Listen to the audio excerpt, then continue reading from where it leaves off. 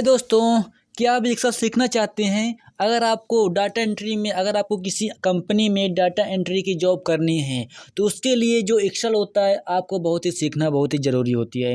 एक एक्सेल होता है, सॉफ्टवेयर होता है, जिससे लोग मतलब एक्सेल जो होता है इसमें कोई भी आप टेबल बना सकते हैं।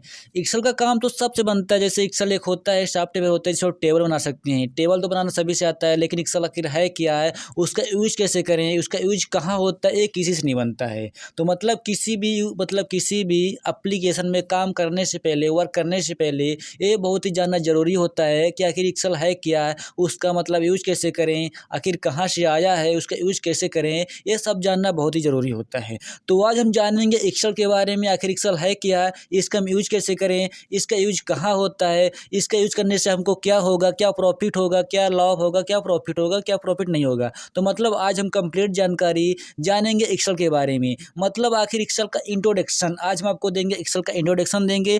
आज से मैं स्टार्ट करने वाला एक्सेल, मतलब कंप्लीट जानकारी आज आपको एक्सेल के बारे में देंगे। तो आज अगर आप एक्सेल के बारे में कुछ सीखना चाहते हैं, अगर आप सीखने के उद्देश्य से आए हैं, तो आज वीडियो का पूरा देखिएगा। आज हमको एक्सेल सिखाएंगे।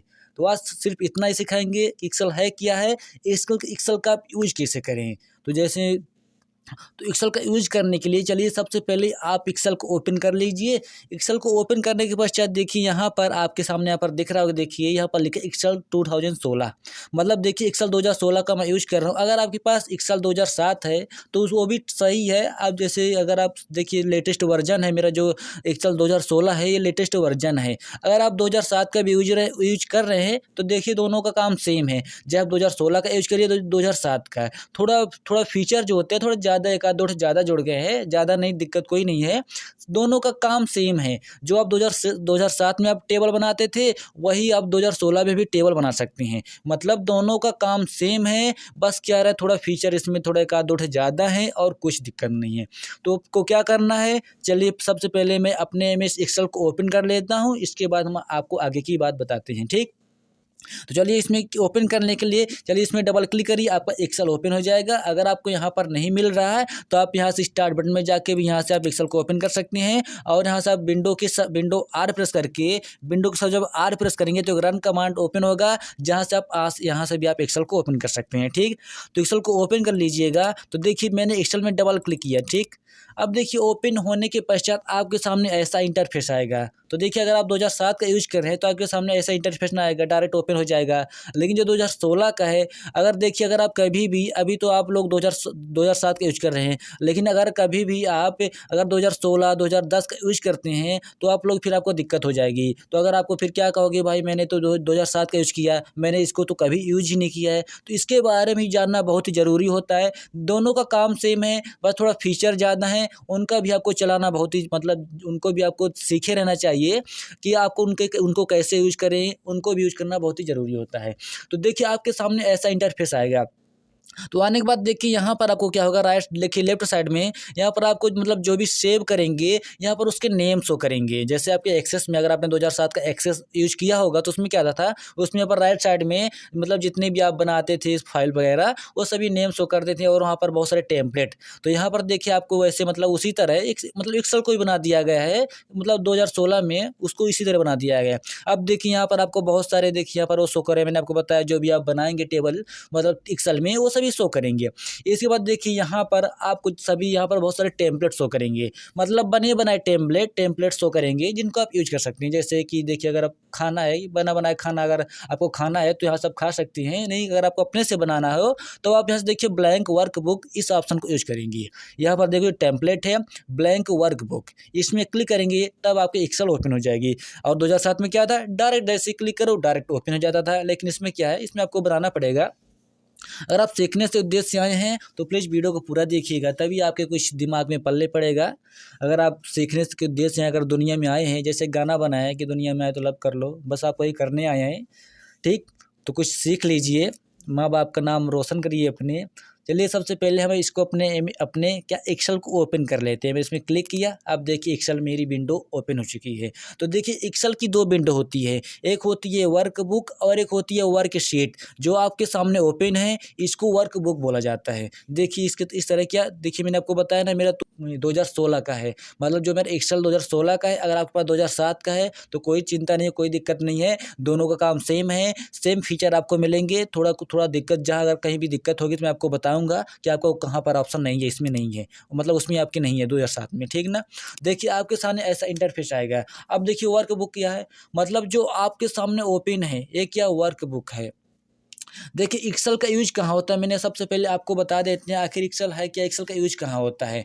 तो एक्सेल का यूज वहाँ होता है, किसी भी कंपनी में इसका यूज कर सकते हैं, किसी स्कूल में कर सकते हैं, और किसी भी आप अगर अपने कोई दुकान खोला है, कोई स्टोर आपने खोला है तो उसमें भी इसका आप यूज कर सकते हैं। यूज कैसे करेंगे, यूज इसमें क्या होता है, कोई भी आप टेबल बना सकते हो, कोई भी आप टेबल क्रिएट कर सकते हो। कैसे टेबल बनाओगे, जैसे मान लीजिए किसी कंपनी में आपको जितने एम्प्लॉय हैं उनकी जानकारी रखना है, उनकी उनकी कितनी सैलरी है, उन सब का हिसाब किताब आप क्या टेबल एक्सेल में बना सकते हैं। और कहीं किसी दुकान में कितना सामान है, कितना सामान बिका, कितना सामान नहीं बिका, उसकी टेबल बना सकते हैं। किसी भी मान लीजिए किसी भी स्कूल का डाटाबेस बनाना हो, तब यहाँ से मतलब बहुत टेबल, मतलब हर तरह की टेबल आप एक्सेल में बना सकते हैं, और बहुत ही कम समय में।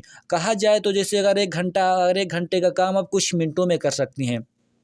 इसमें इतने सारे बहुत सारे फीचर हैं, बहुत सारे फार्मूलाज हैं, जिनकी सहायता से आप बहुत ही कम समय में एक टेबल बना के तैयार करके टेबल तैयार कर सकते हैं। इसका आजकल जो एक्सेल है इसका अधिकांश ज़्यादा बहुत ही पॉपुलर है, बहुत यूज होता है एक्सेल का। हर जगह आप किसी भी कंपनी में जाएंगे इस एक्सेल का ज़्यादा यूज होता है, क्योंकि एक्सेल में आप कोई भी सैलरी शीट बना सकते हैं, किसी भी एम्प्लॉय की जानकारी रख सकते हैं, कोई भी कंपनी हो। तो आज इसके बारे में अगर आपने एक्सेल सीख लिया है तो आप किसी भी कंपनी में जाते हैं तो कम से कम आप 20 से 25 हज़ार आप क्या अर्निंग कर सकते हैं। तो आज मैं आपको बताऊंगा इसी एक्सेल के बारे में, आप इसका यूज कैसे करें। तो यूज करने से पहले आपको उसके बारे में जानना बहुत ही ज़रूरी होता है कि आखिर उसका वो है क्या, उसका हम यूज कैसे करें। तो देखिए आपके सामने एक्सेल ओपन हो गया है।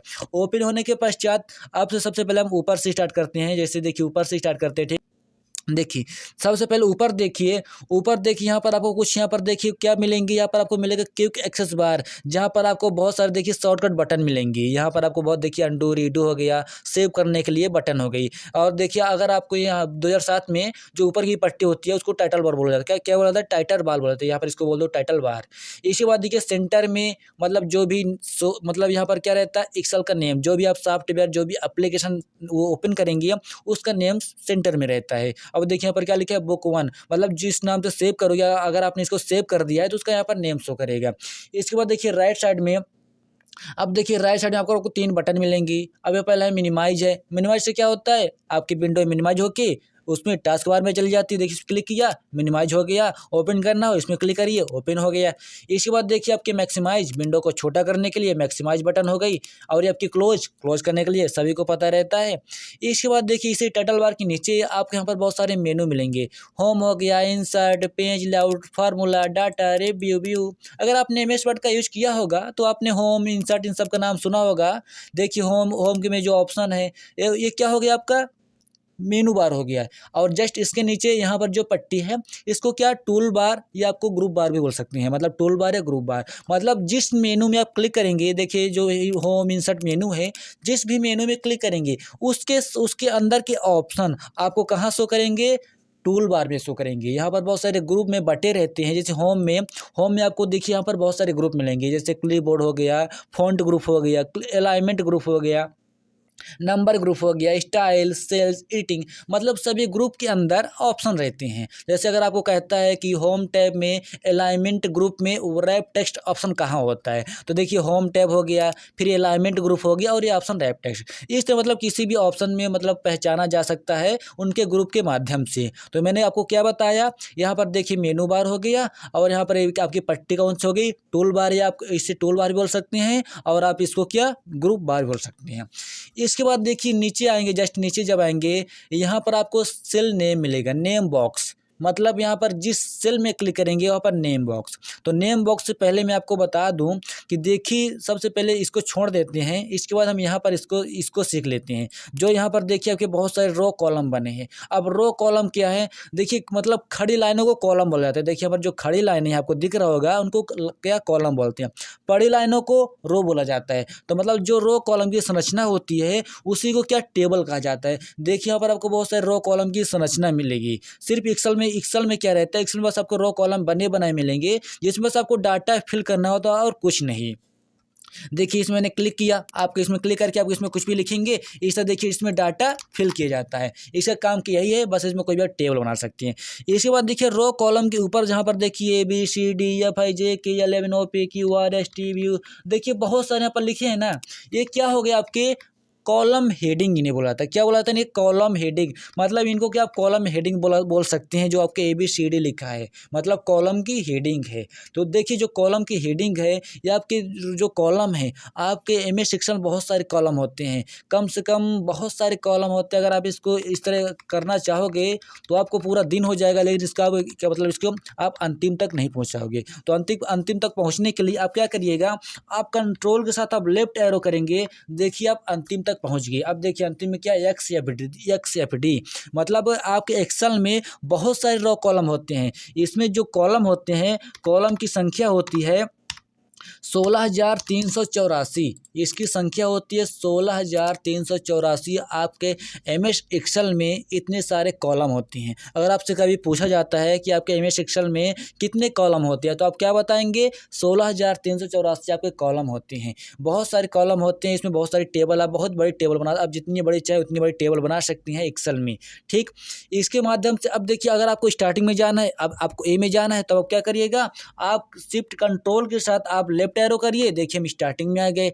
इसी तरह देखिए आपको यहाँ पर 1 2 3 4 5 देखिए यहाँ पर बहुत सारे 1 2 3 लिखा है। तो इससे भी आपके इनको क्या रो बोला जाता है, मतलब कि रो हेडिंग है। मतलब जो बड़ी लाइनों को रो बोला जाता है उनकी हेडिंग है। अब देखिए ये जो हेडिंग है इनकी भी संख्या बहुत होती है। तो चलिए हम इनकी भी संख्या देख लेते हैं कितनी होती है। तो हम क्या करेंगे, कंट्रोल के साथ आप डाउन एरो करिए। अब देखिए मैंने किया डाउन एरो, अब देखिए यहाँ पर लास्ट में हम पहुँच चुके हैं। अगर आप इसको स्टार्टिंग से अगर आप डाउन करोगे तो आपको पूरा दिन लग जाएगा, लेकिन आप इसको अंतिम तक नहीं पहुँच पाओगे। क्योंकि देखिए जिसकी रो की संख्या है वो 10,48,576 होती है। तो मतलब बहुत सारी रो होती है। कभी आपसे कोई क्वेश्चन करता है कि रो कॉलम की संख्या बताइए तो आपसे बन जाना चाहिए, आप कोई हिचकिचाया नहीं, मतलब हिचकिचाना नहीं। क्योंकि मैं आपको बता देता हूँ इसकी संख्या होती है 10,48,576। आपके एक्सेल में रो होती हैं और कॉलम होते हैं 16,384 आपके कॉलम होते हैं। ठीक है, आपको ऊपर जाना हो तो शिफ्ट कंट्रोल के साथ आप कर दीजिए अप एरो। देखिए हम स्टार्टिंग में आ गए। अब देखिए यहाँ से आप कोई भी टेबल बना सकती हैं। तो मैंने आपको क्या बताया, मैंने आपको रो हेडिंग हो गई और आपकी कॉलम हेडिंग हो गई। इसी तरह देखिए इनको सेल बोला जाता है। बहुत सारे देखिए यहाँ पर आपको सेल मिलेंगे। इसी तरह देखिए सेल के बाद यहाँ पर देखिए नीचे आइए, जहाँ पर लिखा है शीट 1 लिखा है, इसको शीट टैब बोला जाता है। देखिए यहाँ पर आपको बहुत सारे शीट टैब मिलेंगे। अगर आपने एक्सेल 2007 का यूज कर रहे हैं तो उसमें क्या रहता है, बाय डिफॉल्ट आपको 3 सीटें मिलती है बनी बनाई। लेकिन इसमें क्या रहता है, आपको सिर्फ एक ही सीट बनी रहती है, जिसमें देखिए यहाँ पर आपको प्लस का आकार मिलेगा, जहाँ से आप जितनी चाहे मन चाहा एक सीट बना सकते हैं। मतलब जैसे जैसे कि अगर एक मकान के अंदर बहुत सारे रूम होते हैं ना, उसी तरह इसके अंदर आप एक्सेल मतलब वर्क बुक के अंदर बहुत सारे आप वर्क शीट बना सकते हैं। हर वर्क शीट में आप अलग अलग क्या टेबल बना सकते हैं। मतलब इसमें बहुत सारी रो कॉलम होती है। जैसे मान लो मेरा शीट 1 है ना, मैं इसमें किया क्लिक, देखिए शीट 2 आ गया। इसमें जितनी बार क्लिक करेंगे आप उसी तरह आपकी शीट 1 3 4 5 इस तरह बढ़ते जाएंगे। मतलब अगर आपने शीट 1 में कोई टेबल बना दी है, इसी तरह अगर आपको कोई दूसरी टेबल बनाना है तो आप शीट 2 में जाके दूसरी टेबल बना सकते हैं। इसमें भी रो कॉलम बहुत सारे होते हैं। इसी तरह शीट 3 शीट 4 बहुत सारे शीट होते हैं जिनमें अलग अलग आप टेबल बना सकते हैं। इसके बाद देखिए यहाँ पर इसी में मतलब सीट टैब में आप देखिए लेफ्ट साइड में आएंगे तो यहाँ पर आपको क्या मिलेगा, यहाँ पर आपको स्क्रॉल बार मिलेगा। जहाँ से अगर आपने इसको यहाँ से स्क्रॉल कर दिया है, अगर आपको ऊपर जाना हो, देखिए यहाँ पर 22 है, अगर आपको 1 से जाना हो तो यहाँ से स्क्रॉल करके आप ऐसे ऊपर जा सकते हो। इसी तरह देखिए स्क्रॉल बार 2 होते हैं, एक हॉरिजॉन्टल होता है, एक वर्टिकल होता है। देखिए वर्टिकल हो गया ये वाला और ये हॉरिजॉन्टल हो गया, हॉरिजॉन्टल जाने के लिए इस तरह 2 स्क्रॉल बार होते हैं जहाँ से अपने पेज को अप डाउन कर सकते हैं। इसके बाद देखिए इसी के नीचे आपको सीट टैब के नीचे यहाँ पर आपको मिलेगा कि स्टेटस बार मिलेगा। इस पट्टी को बोला जाता है स्टेटस बार। देखिए यहाँ पर जो पट्टी है, देखिए यहाँ से इसको बोला जाता है स्टेटस बार बोला जाता है, जहाँ पर आपको स्टेटस शो करेगा। मतलब आप एमएस एक्सेल में जो जो कार्य करेंगे सब आपको यहाँ पर बताया जाएगा कि आप क्या कार्य कर रहे हो, कौन सा कार्य कर रहे हो, कैसा कार्य कर रहे हो, सभी बताएगा। जैसे देखो मैं इसमें किया क्लिक। अब देखिए इस सेल में क्लिक करने के बाद देखिए यहाँ पर क्या लिखा है, रेडी लिखा है। जब इसमें आप लिखोगे, देखिए इसमें मैं लिख रहा हूँ। अब देखिए लिखने के बाद क्या लिख गया, इंटर। मतलब जो इसमें आप लिखना स्टार्ट कर दोगे तो इसमें इंटर लिख जाएगा, और जैसे ही बाहर क्लिक कर देंगे देखिए लिख गया।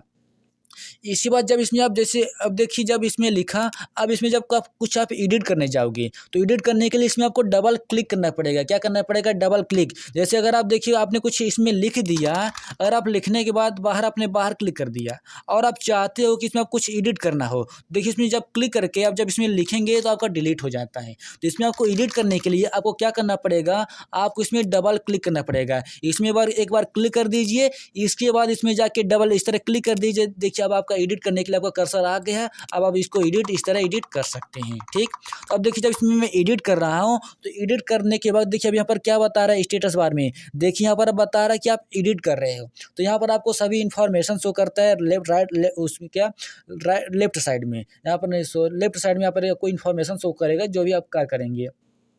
इसके बाद इसी में देखिए राइट साइड में जहाँ से आप पेज को जूम इन जूम आउट कर सकते हैं। जैसे आपको पता ही होगा अगर आपने एमएस वर्ड का यूज़ किया होगा, जहाँ से आप पेज को जूम इन जूम आउट कर सकते हैं। मतलब पेज को जो आपका देखिए आप एक्सेल की वर्कशीट है ना, इसको छोटा बड़ा कर सकते हैं। अभी देखिए आपको छोटे छोटे कॉलम दिख रहे हैं, अगर आपको कॉलम को बड़ा करना है तो यहाँ से देखिए प्लस में क्लिक करेंगे। देखिए मैंने किया प्लस में क्लिक, अब देखिए कितने बड़े बड़े कॉलम आ गए। ठीक, बड़े बड़े हो गए, बड़े बड़े।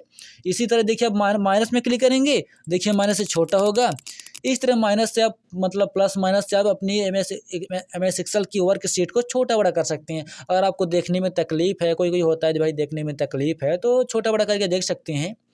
इसी तरह कुछ और आपको जानकारी देते हैं। अब देखिए जहाँ पर मैंने आपको बताया था यहाँ पर नेम बॉक्स। अब देखिए हम नेम बॉक्स को जानेंगे कैसे। यहाँ पर क्या नेम बॉक्स मतलब किसी भी सेल का आपको नाम बताता है। कैसे नाम बताएगा, जैसे देखिए मैंने इस सेल में क्लिक किया। अब इस सेल में क्लिक करने के बाद देखिए मतलब मेरा कॉलम क्या है, कॉलम डी हो गया और इसका नंबर रो क्या हो गया 6, तो इसका नेम क्या हो गया D6 हो गया। इसी तरह अगर मैंने इस सेल में क्लिक किया तो मेरा सेल किस कॉलम में है, H है, और नंबर रो में है 2 है, तो इसका नाम क्या है H2। अब देखिए यहाँ पर क्या बता रहा है, H2 बता रहा है। मतलब किसी भी सेल में क्लिक करेंगे तो उसका नेम शो करेगा। अब देखिए यहाँ पर D4 बता रहा है कि D कॉलम है और 4 नंबर है। इसी तरह कॉलम हेडिंग रो हेडिंग से आप उसका नाम पहचान सकते हैं। इसी के बगल में देखिए यहाँ पर आपको देखिए जो यहाँ पर स्पेस खाली स्पेस यहाँ पर आपको व्हाइट दिख रहा है, इसको बोला जाता है फार्मूला बार बोला जाता है। अब देखिए इसका यूज कहाँ होता है, आखिर देखिए जब इसमें आप कुछ भी टेक्स्ट टाइप करेंगे देखिए आपको यहाँ पर शो कर ना फार्मूला बार में, मतलब कुछ भी शो लिखेंगे इसमें आपके फार्मूला बार में शो करेगा। इसका अधिकांश जो फार्मूला बार है इसका अधिकांश यूज होता है जब कोई भी फार्मूला इसमें आप कोई भी फार्मूला आप टाइप करते हो, कोई भी फार्मूला लगाते हो, तब इसका ज़्यादा यूज होता है। कैसे यूज होता है मैं आपको दिखा देता हूँ थोड़ा ज़्यादा समझाने के लिए। जैसे मान लो मैं यहाँ पर एक फार्मूला लगाता हूँ, इक्वल किया और मैं इसमें कुछ एक जोड़ करता हूँ, मैंने 12 किया प्लस करके मैंने 10 करके इंटर किया। ठीक ना, अब देखो क्या 22 आया ना, अब यहाँ पे लिख देता हूँ 22। अब देखो मैंने यहाँ पर थोड़ा इसको बड़ा कर देते हैं ताकि समझ में। अब देखिए मैंने यहाँ पर लिखना 22, मैं इसमें क्लिक किया। अब देखिए यहाँ पर क्या बता रहा है फार्मूला बार में 22 बता रहा है ना, लेकिन जब इस वाले 22 में क्लिक करेंगे अब देखिए यहाँ पर क्या बता रहा है, इक्वल 12 प्लस 10 बता रहा है। क्यों बता रहा है, क्योंकि मैं इसमें क्या इक्वल लगाया।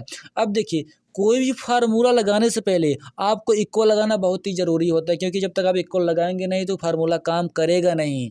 ठीक, तो क्या करेंगे, सबसे पहले इक्वल लगाएंगे तभी आपका फार्मूला एक्टिव होगा, नहीं तो आप थक जाओगे लेकिन आपका फार्मूला काम नहीं करेगा। ठीक ना, तो आगे हम आपको बताएंगे कैसे कैसे इसमें कार्य करना है, कैसी टेबल बनाना है। सिर्फ मैं भी क्या आपको सिर्फ उसका मतलब ट्रेलर दे रहा हूँ। उसका ट्रेलर दे पहले, सबसे पहले कोई पिक्चर जब आती है तो सबसे उसका ट्रेलर दिया जाता है कि पहले ट्रेलर कैसा होगा, पिक्चर का ट्रेलर कैसा होगा। लोग मतलब ट्रेलर देखते हैं तभी पिक्चर को देखते हैं। इसी तरह आपको सिर्फ उसका ट्रेलर बता रहा हूँ कि इसका काम क्या है, इसका कैसे काम किया जाता है। आप बहुत ही कम समय में बहुत अच्छी टेबल बना सकते हैं इसमें एमएस एक्सेल में। तो अभी सिर्फ मैंने आपको कंप्लीट जानकारी दे दिया है कि देखिए यहाँ पर टाइटल बार होता है जहाँ पर आपको बहुत सारी यहाँ पर एक्टिव हो क्या आपको वहाँ बहुत सारी बटन मिलेंगी। मेनू बार हो गया, बहुत सारे मेनू मिलेंगे। और यहाँ पर देखिए आपका क्या मेनू बार, ग्रुप बार पट्टी हो गई।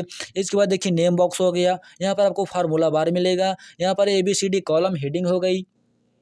1 2 3 रो हेडिंग हो गई। यहाँ पर बहुत सारी आपको सीट मिलेंगी, आप अपने अनुसार सीट बना भी सकते हैं और किसी भी सीट का नाम भी चेंज कर सकते हैं। कैसे? इसमें जैसे मान लो अगर आपको सीट 1 में अगर आप कोई भी स्टूडेंट इन्फॉर्मेशन की टेबल बनाया है, आपने बनाया है और इस सीट 1 का नाम चेंज करना हो तो आप क्या करिएगा, राइट माउस क्लिक करिएगा और देखिए यहाँ से आप रीनेम से आप इसका नाम भी चेंज कर सकते हो। रीनेम कर दे, इसमें क्लिक किया। अब देखिए इसमें इसका नाम लिख देता हूँ, मैं लिख दिया जैसे मान मैं लिख देता हूँ कंप्यूटर, ठीक ना। देखिए कंप्यूटर लिखा और मैं बाहर क्लिक किया, अब देखिए इसका नाम कंप्यूटर हो गया। इससे आप किसी भी आप टेबल का मतलब किसी भी सीट का नाम भी चेंज कर सकते हैं, ठीक। और देखिए यहाँ पर आपको मिलेगा, यहाँ पर आपको क्या मिलेगा, मैंने आपको बताया ना, इस क्या हो गया मेरा स्क्रॉल बार हो गया, जहाँ से आप अपने पेज को स्क्रॉल कर सकते हैं।